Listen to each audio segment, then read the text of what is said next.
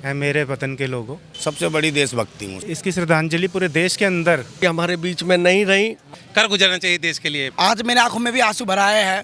तो उस वक्त पंडित जवाहरलाल नेहरू की आंखों में भी आंसू आ गए थे। 5 साल की उम्र में उन्होंने गाना गाना सीखना शुरू किया था। 13 साल की उम्र में उन्होंने पहला गाना गाया था। लगभग 1000 से भी ऊपर उन्होंने पिक्चरों में गाने गाए हैं। आज उनकी श्रद्धांजलि दे रहे हैं लोग। सर, क्या ज़रूरत पड़ी है कि आम इंसान को भी लोगों को श्रद्धांजलि देनी पड़ी मैम को? वो बच्चों से लेके बच्चे बूढ़े बुजुर्ग सबके लिए आपका आदरणीय थी, और हम लोगों के लिए तो एक तरह से आइडियल थी। उन्होंने जो गाने गाए थे, जो सैनिकों के लिए गाने गाए, जो हमारे देशभक्तों के लिए गाने गाए, वो आज भी ना हम लोग ना सबके मन में बसे हुए हैं और खून में है एक तरह से। जरा याद करो कुर्बानी, बहुत सारे गाने आपका, हम लोग तो आपका अगर गाना चाहें तो हम लोग शाम तक गाने उसके सुनाएंगे। लेकिन उन्होंने जो उनके अंदर जो क्षमता थी ना कार्य करने की, जब वो राज्यसभा में एमपी बन के आई, तो राज्यसभा में एमपी बन गया, उन्होंने जो राज्यसभा में काम किया लोगों के लिए, जो कैंसर पीड़ितों के लिए काम किया, वो तो अद्वितीय अनुकरणीय काम है एकदम।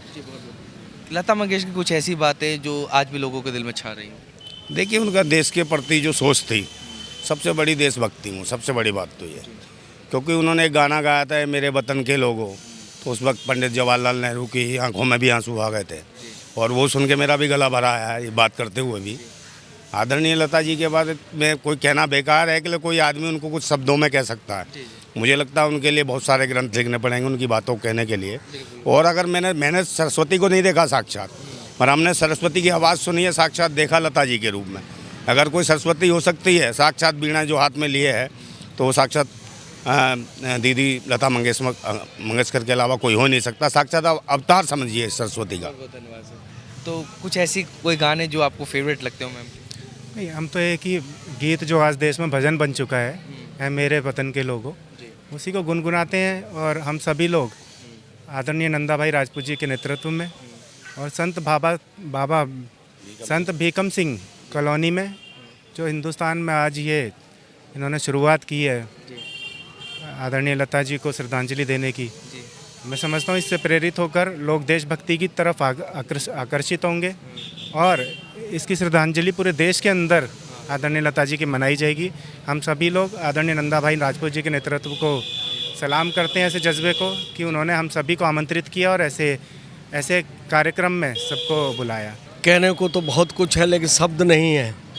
ऐसी महान शख्सियत श्रद्धेय परमादरणीय लता मंगेशकर जी के श्रद्धांजलि सभा में भाई नंदा भाई राजपूत जी ने जो हमें आमंत्रित करके गौरवान्वित किया है, आज हमें लग रहा है कि आज हमारे देश से, पूरे संसार से माँ सरस्वती की जो एक अपूर्णीय हमारे ऊपर आशीर्वाद था, जो चाहे गाना के रूप में हो, चाहे समाज सेवा के रूप में हो, चाहे देश सेवा के रूप में हो, ऐसी लता मंगेशकर जी हमारे बीच में नहीं रही।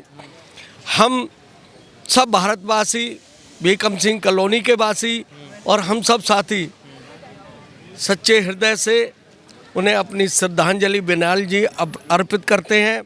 और हम यही कहना चाहते हैं कि जैसे दीदी ने मार्ग दिखाया, दीदी ने जो हमें दिया, उनकी धरोहर को हम स्वर के रूप में नहीं तो उनके कार्यों के रूप में, जो कैंसर पीड़ितों से लेकर के सबके लिए किया, हम उसे अग्रसर करें। और प्रेम है नंदा भाई राजपूत जी का दिल से धन्यवाद करता हूं कि उन्होंने हमें इस श्रद्धांजलि। लोगों से भी बात करते हैं सर, कोई गाना याद है आपको मैम? है मेरे वतन के लोगों, अच्छा, जरा आँख में भर लो पानी, जो शहीद हुए उनकी जरा याद करो कुर्बानी। जैसे कि आज सभी को, सबसे पहले तो मैं धन्यवाद करना चाहूँगा आपके न्यूज़ चैनल का, कि जिन्होंने मेरे को बोलने का थोड़ा मौका दिया। और जैसे कि श्रद्धांजलि चली रही है, हम युवाओं के लिए भी काफ़ी प्रेरणा छोड़ के गई हैं ये, कि अगर धरती पे 2 चीज़ थी, पाकिस्तान तक ने भी बात बोली थी कि या तो हमें ताजमहल दे दो या तो हमें लता मंगेशकर दे दो, हमसे कश्मीर ले लो। तो काफ़ी दुनिया के देशों ने इनकी आवाज़ लेने की मांग करी। तो मैं यही बात कहना चाहता हूँ कि सभी, आज मेरी आंखों में भी आंसू भर आए हैं, ये हमारी प्रेरणा स्रोत थी। बस इन्हीं बातों से मैं कुछ कहना चाहेंगे तो? जी, जय हिंद, जय भारत। दोस्तों, लता जी की आप एक बार स्माइल दिखाइए। ये हमारी मतलब एक नहीं, ये पूरे भारत की जितनी लड़कियां हैं, जितनी महिलाएं हैं, उनकी प्रेरणा के स्रोत हैं। तो अब लता जी के बारे में क्या बोले, सब कोई जानता है, भारत रत्न थी और उसके हकदार भी थे, वो भी बहुत कम है मुझे ऐसे लगता है।